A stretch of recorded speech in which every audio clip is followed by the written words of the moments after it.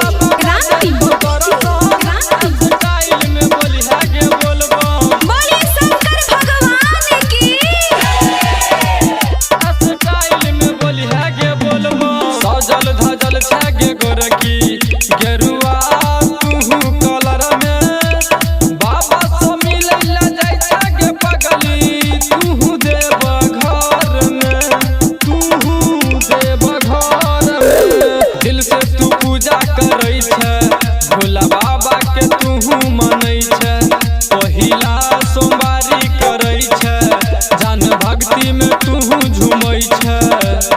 बाबा देतौ जब दर्शन स्टाइल में बोली है के बोलबम बाबा देतौ जब दर्शन स्टाइल में बोली है के बोलबम जब भोला क्रांति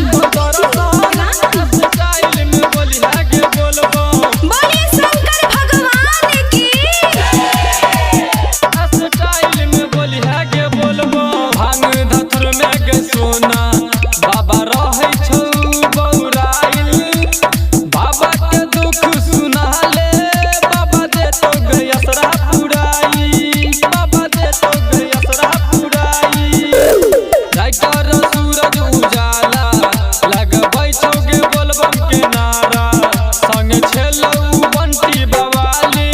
भोला के बनल पुजारी जब बाबा देतौ तोरा दर्शन स्टाइल में बोली है के बोलबम जब भोला